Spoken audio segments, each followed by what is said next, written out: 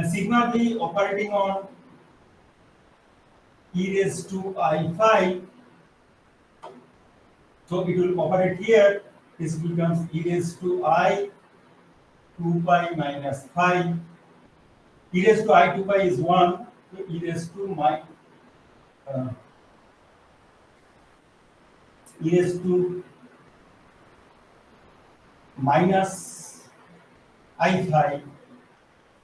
That means this is your sigma b operating I phi gives you minus I phi.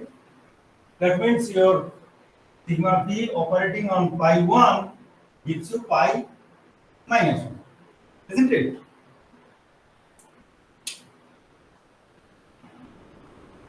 The sigma b when it operates on this, it gives me e to the power minus I phi. So psi theta e to the power minus I phi is nothing but pi minus 1. So sigma b changes pi 1 to pi minus 1.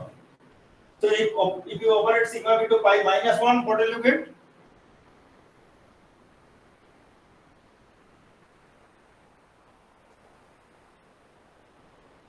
If you operate sigma b to pi minus 1, what will you get?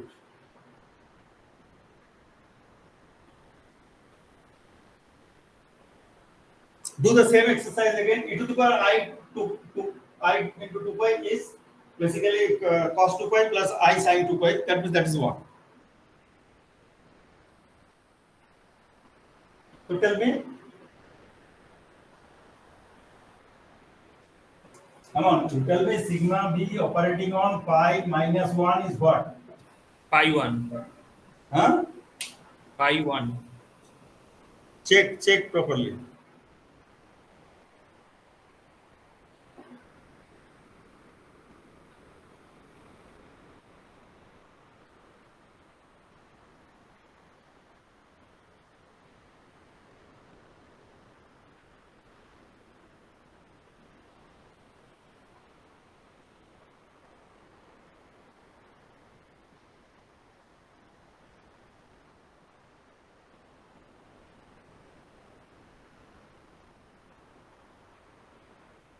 So sigma b operating on pi minus 1 gives you pi 1.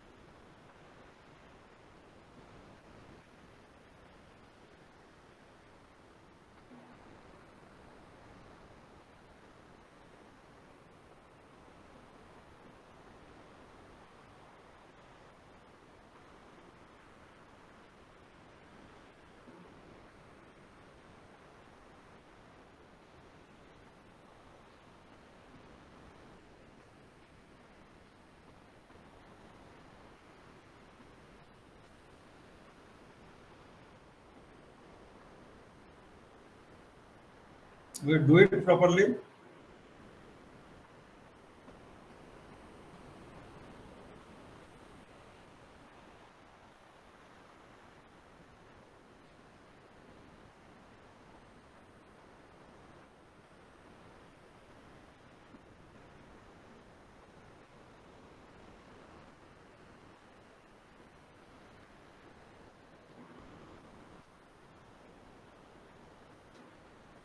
Okay, so we are telling this should be pi 1. So what it does, sigma b only changes pi 1 to pi minus 1 and pi minus 1 to pi 1. Okay, let me go back.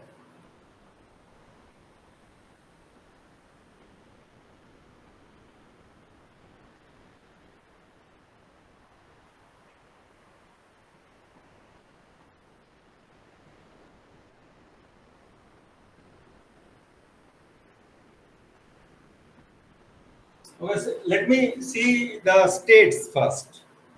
Say, you remember, you had this pi 1, pi minus 1, one electron here, and this electron may be like this, or this electron will be like this. So you get a singlet state and triplet state. We'll come back to the singlet triplet business later. Other one I'm not considering because singlet delta G anyway it will not have plus minus business, so I left that, and we know the energy ordering anyway. So that part is over. But I have to find out whether triplet sigma G and singlet sigma G they are symmetric or antisymmetric with respect to reflection. So if I write this one, let's say, or this one, I call this as chi plus as 1 by root 2. I am writing, I am not saying, actually I should write pi 1, 1, pi minus 1, 2. So what it says that first electron is in pi 1, second one is in pi 2, pi minus 1. So it is actually the thing. But you can see that it is not properly symmetric, so you have to take plus minus. And electrons are indistinguishable, so I don't know which one is 1 and which one is 2. So pi 1, 2, pi minus 1, 1. So this is the standard thing you know already. So these are the two, say, states, chi plus and chi minus. Okay. Forget about this. We'll talk about chi plus, chi minus now. So here the minus sign corresponds to the minus sign over here.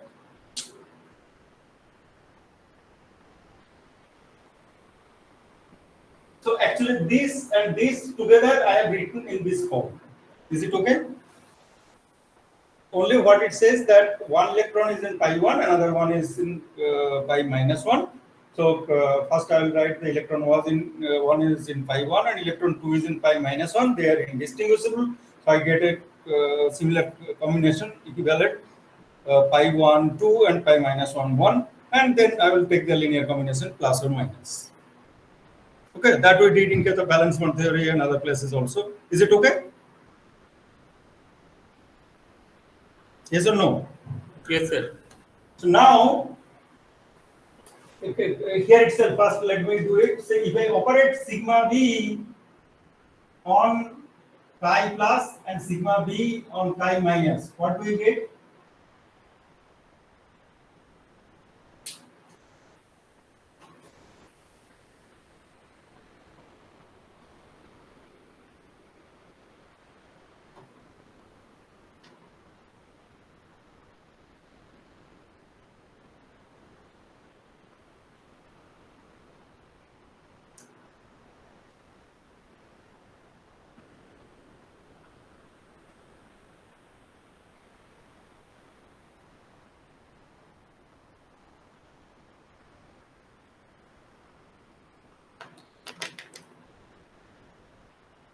What do you get?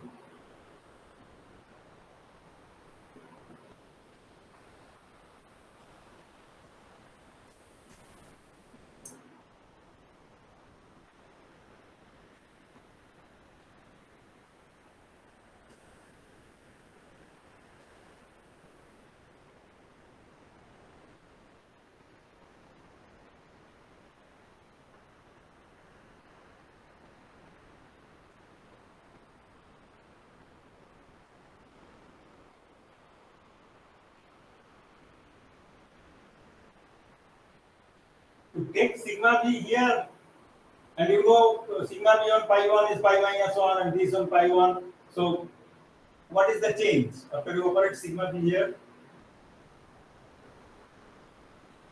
The first one is chi plus And second one, minus chi minus. chi minus. Second one is chi minus. Minus, then chi. Minus chi minus. Okay. This is the result, isn't it? Yes or no? Yes, sir, yes. So now you can see when I operate this sigma b over here and do this operation, if I operate binary permutation operation, I get the same result. If I interchange 1 and 2, instead of doing sigma b taking you pi 1 to pi minus 1, now I am doing a different operation. Let's say binary permutation. I change 1 by 2 and 2 by 1. I get exactly the same result. Isn't it? Instead of sigma b, if I operate p12 on pi plus, that will give me chi plus, and p12 operating on chi minus will give you minus chi minus. Isn't it? It's a different operation now. Now we are not changing the p's, but rather we are changing 1 and 2.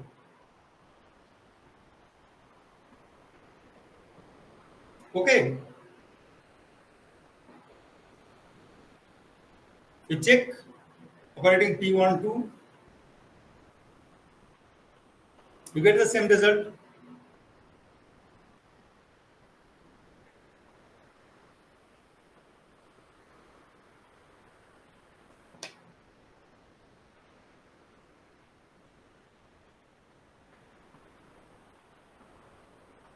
You operate p12 on chi plus and chi minus and tell me what is the result. Yes, sir. Same result. Same result. But suppose what are the triplet spin functions? So if I write alpha 1, alpha 2, 1 by root 2, alpha 1, beta 2 plus beta 1, alpha 2, and beta 1, beta 2. So triplet means capital S is 1. So this is ms1, ms0, ms minus 1, and singlet state. So this is your triplet state, triplet psi. Singlet psi, you get 1 by root 2, alpha 1, beta 2, minus beta 1, alpha 2. Okay.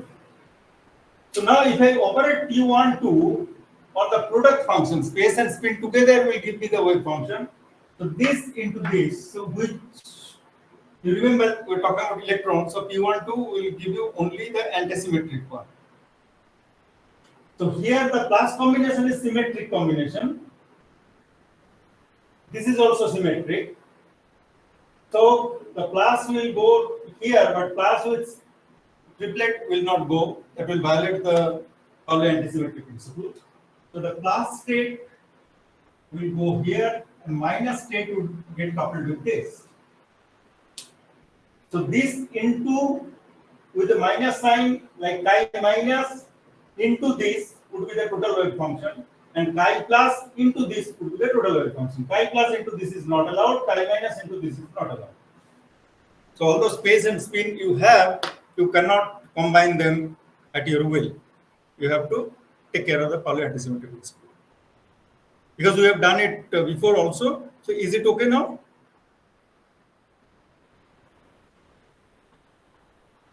Yes or no? Because the p12 operating on the total wave function, space into spin, must be antisymmetric. So if it will have to be antisymmetric, this is antisymmetric, this must be symmetric, and this is symmetric, this must be antisymmetric. Is it okay? So the product becomes antisymmetric with respect to p12 portion.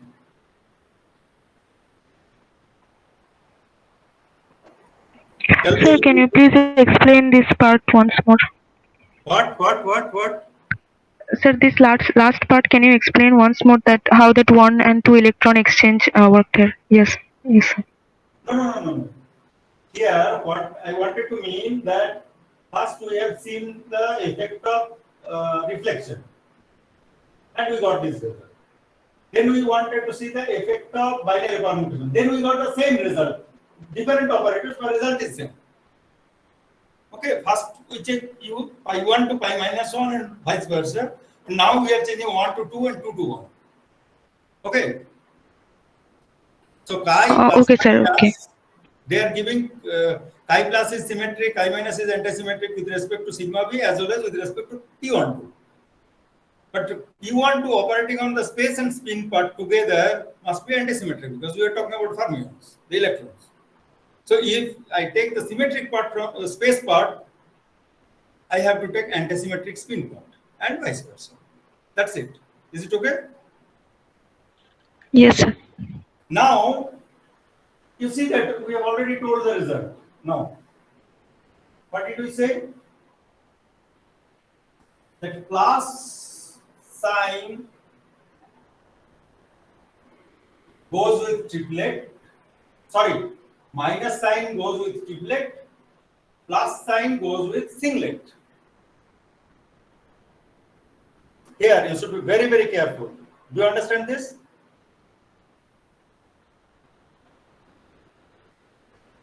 But what is your plus sign?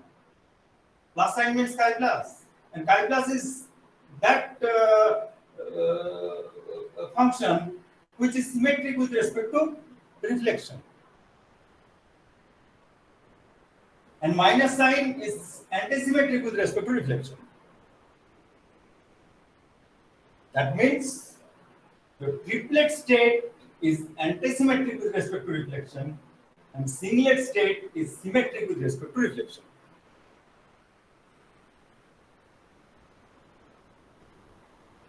I am giving you 1 minute to assimilate this result. So ultimately, what we could get is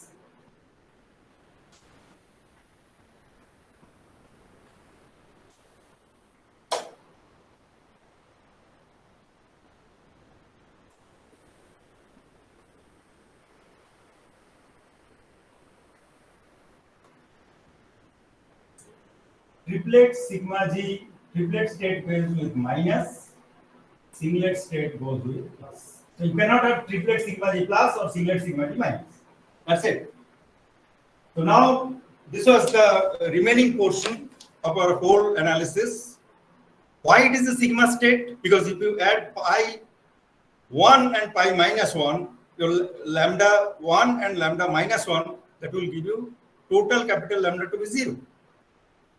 So this is a sigma state, but sigma state not coming from sigma orbitals. Sigma orbitals means you are adding 0 and 0, but here we are adding plus 1 and minus 1 to get 0.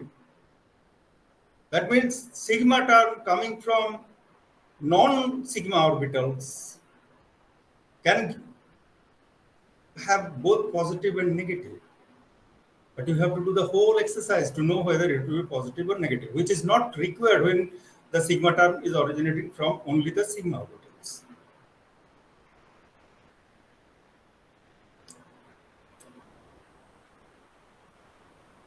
So someone had some confusion, maybe Somojit or someone. So is the confusion still there? No, sir, it is clear now. It is clear. So now you know that you have triplet sigma g minus, singlet sigma g plus, and singlet delta g. These are the three terms coming from ground state electronic configuration of oxygen.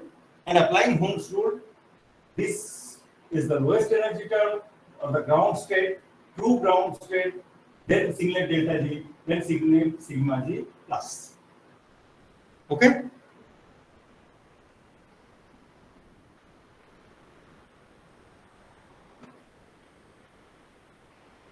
So now I will tell you very general case.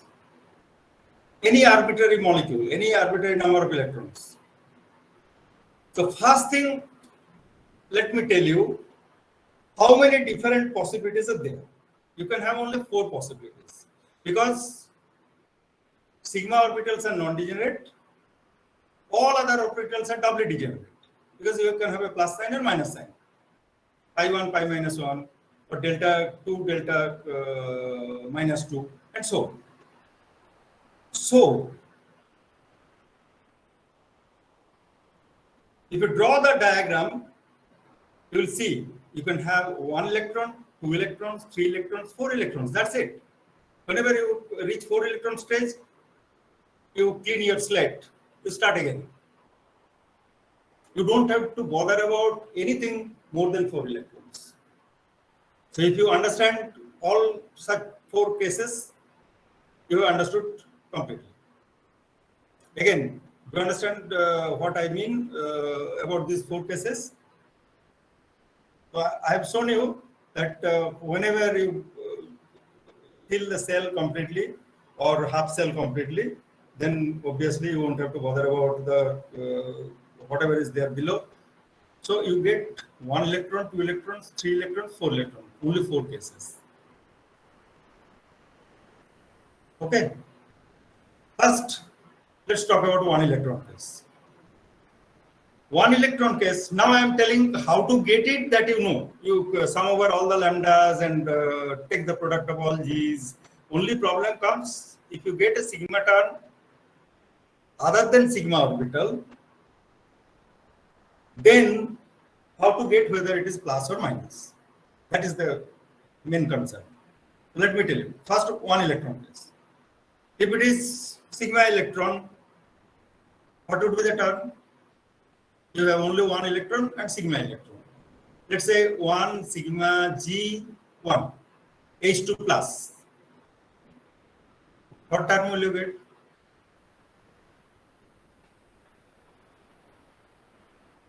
This should be very quick. Don't waste time. What term will you get for H2 plus molecule ground state?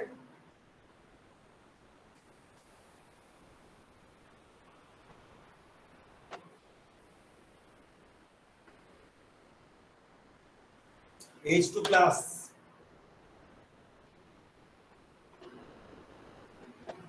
Two sigma G. 1 sigma. So what is the term? 2 sigma G. What? 2 sigma G. Doublet sigma G. That's it. What else? Then plus means Yes. Doublet sigma G plus. So you can get. Suppose if it is singlet pi u, what will you get? Which term will you get? Doublet pi u, isn't it? yes. In this case, you don't have to bother about plus or minus. And if you have only 1 electron, sigma can come only from sigma. So there also you won't have to bother. It will be always plus. So you can get all terms of 1 electron case very easily. Okay. Now we go to the 2 electron case.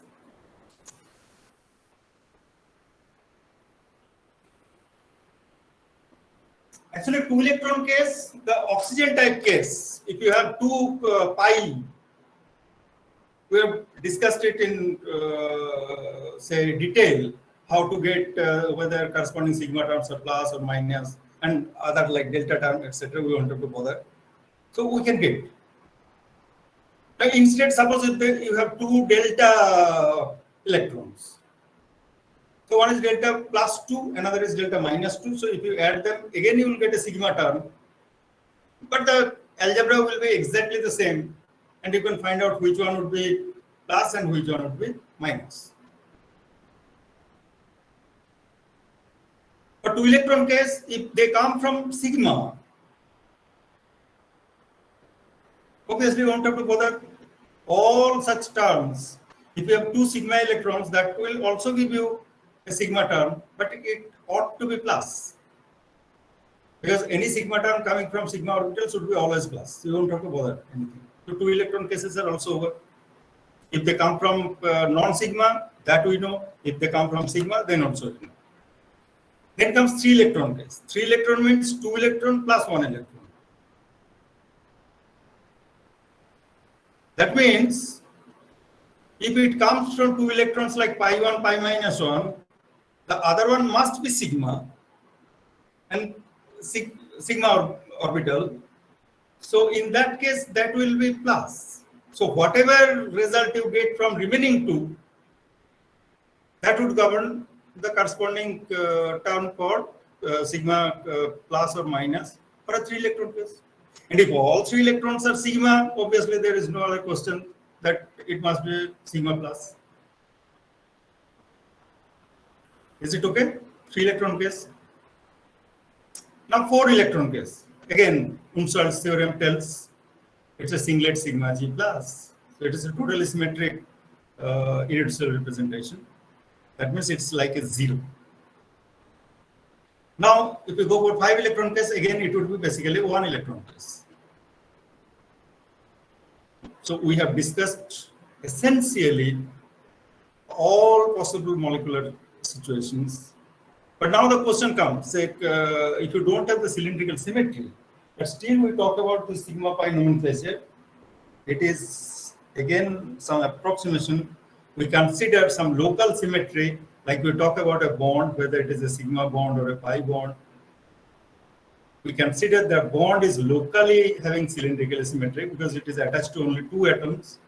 So technically, if you forget about the rest of the molecule or all other electrons which are not taking part in that particular bond, then approximately we can consider a kind of say axial symmetry or cylindrical symmetry, so that we are approximately entitled to talk about sigma, pi, etc. in case of many electron and polyatomic molecules. So do you have any question? Tell me. We have 3 more classes, isn't it?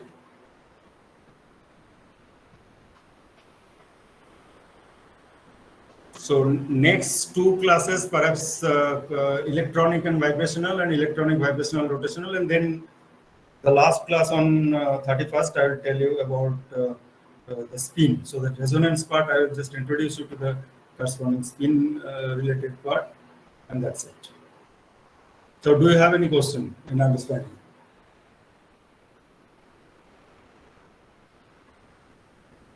And just I urge you to complete all such types of molecules tonight itself, so that you will never forget.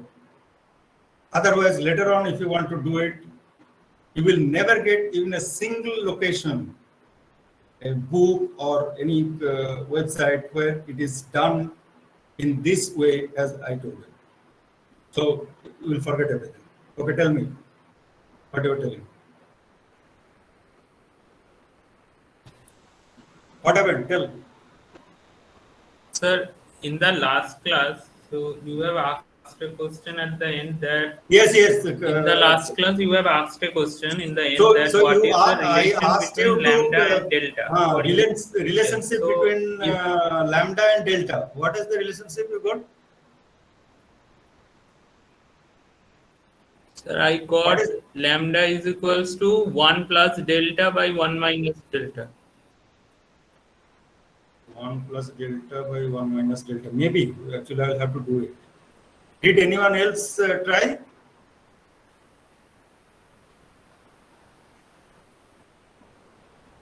Did anyone else try that? Apparently not. Anyway, good. Thank you that at least you tried. Apparently, I cannot tell you exactly whether it is right or wrong, but it appears to be right. Okay. So if you don't have any more question, it's enough for today.